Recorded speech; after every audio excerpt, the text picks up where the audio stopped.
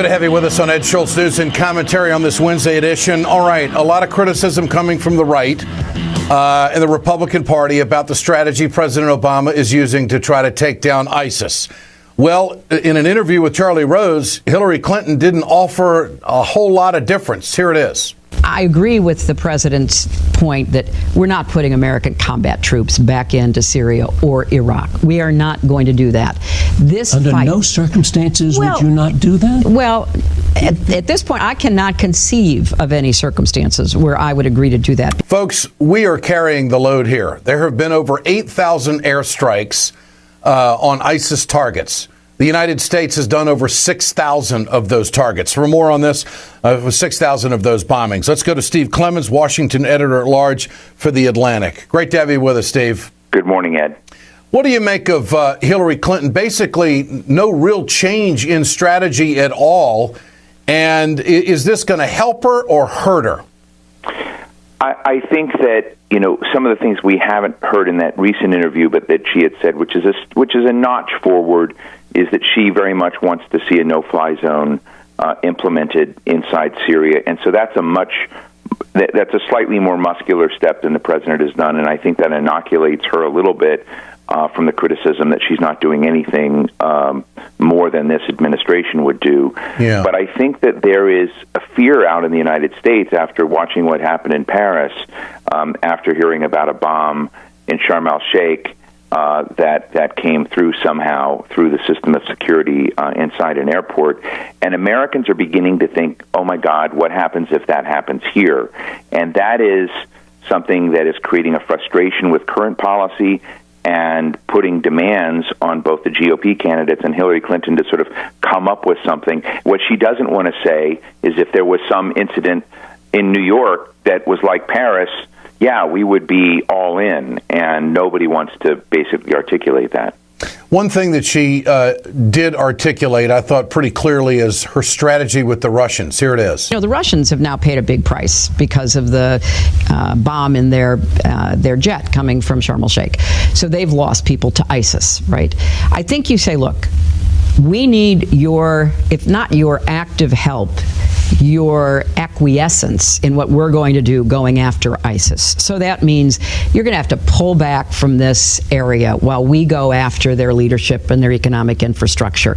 But if you want to be part of that, we would welcome you. And you have a dog in this hunt now because you're worried about what's happening in the Caucasus. You're worried about ISIS spreading its ideology. That's pretty much straight talk. I mean, she would basically tell the Russians, I don't know what Obama told Putin, but other than, not focus on Assad and focus on ISIS. But that was pretty clear, I thought, by Hillary Clinton. No, I think that was tough talk from Hillary.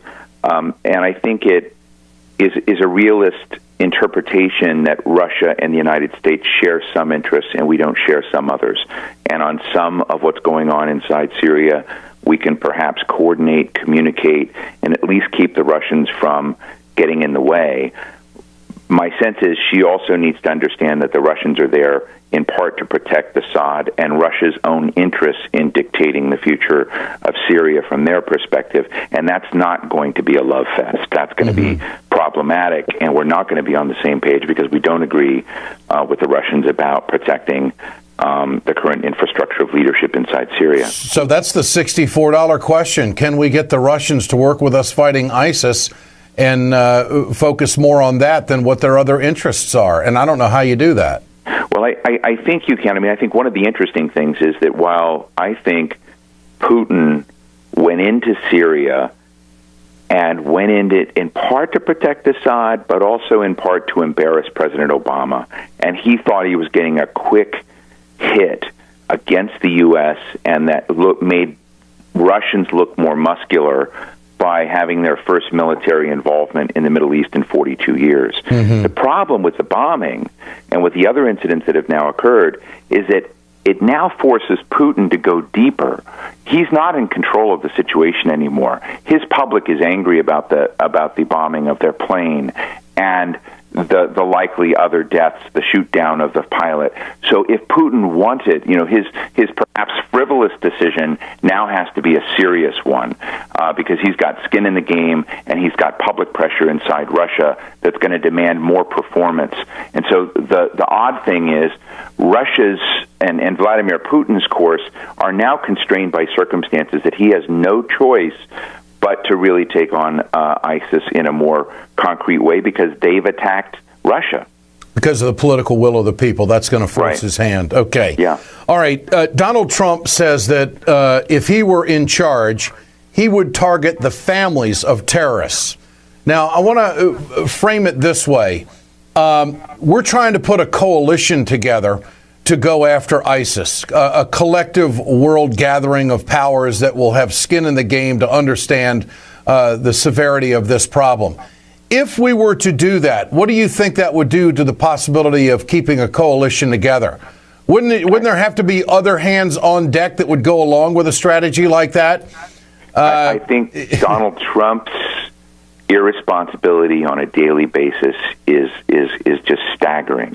The notion that the United States of America, with protections of citizens, that doesn't hold one citizen responsible for another citizen's actions, where somebody or family members. We had family members in Europe that were related to one of the assailants, the bombers, who's still on the run, who wanted to see him dead, who didn't want him in the family. So Donald Trump's just in unbelievable, brutal disregard for the rights of people is something that won't hold any coalition together. It won't hold the United States together. Steve Clemons with us, Washington editor-at-large for The Atlantic. Steve, always good to visit. Thanks so much. Thank you, Ed. Appreciate it.